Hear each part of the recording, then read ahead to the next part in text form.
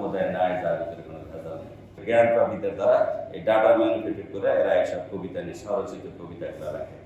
কাজে সেই ক্ষেত্রে আমাদের সত্যিকার এই আর্টিফিশিয়াল ইন্টেলিজেন্সের দ্বারা আমাদের সত্যিকার ডাটা ব্যবহার করার প্রচেষ্টা আমাদেরকে করতে হবে।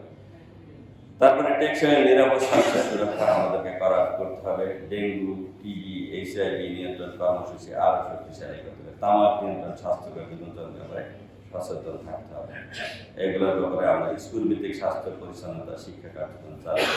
আমি জানি না খাদ্যের এটা বোধহয় পুষ্টির বিষয় নাকি আমি জানি না, যেভাবে আমরা খাদ্যকে বিষাক্ত করে ফেলতেছি এমন একটা খাদ্য বোধহয় নাই যার ভিতরে কোনো ভেজাল নেই। আপনি এই সময় লাল টমেটোগুলো দেখলে আপনি বুঝবেন যে কি টকটকে লাল টমেটোগুলো কিন্তু তা লোহার মতো শক্ত। পাঞ্জাবের জগতে একটি বিশ্বস্ত নাম শাবাব এথনিক ওয়্যার। এত লাল নরম হয়ে যাওয়ার কথা, সে কিন্তু লোহার মতো শক্ত। 15 দিন 20 দিন 1 মাস একটা আপেল করে থাকলে আপেলটা নষ্ট হয় না। আমগুলোর একই অবস্থা।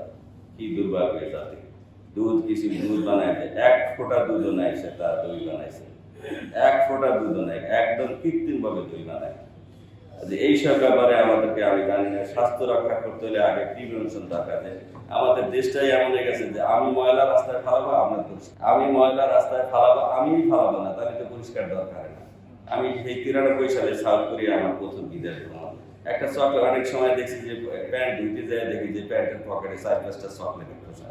কারণ বাজারে চকলেট খাইছি, চকলেটের খোসাটা ফালানোর জায়গা খুঁজে পাচ্ছি না। এত নিট অ্যান্ড ক্লিন। আর আমাদের দেশের মানুষগুলা রাস্তার ময়লা করবে, আর আপনার কাজ হলে ক্লিনিং করা। আপনি ময়লাই ফেলেন না, তাহলে ক্লিনিং এভাবে করা দরকার। আপনি বিষাক্ত খাদ্যই খাওয়ান না, তাহলে এইভাবে চিকিৎসা করার দরকার হবে না।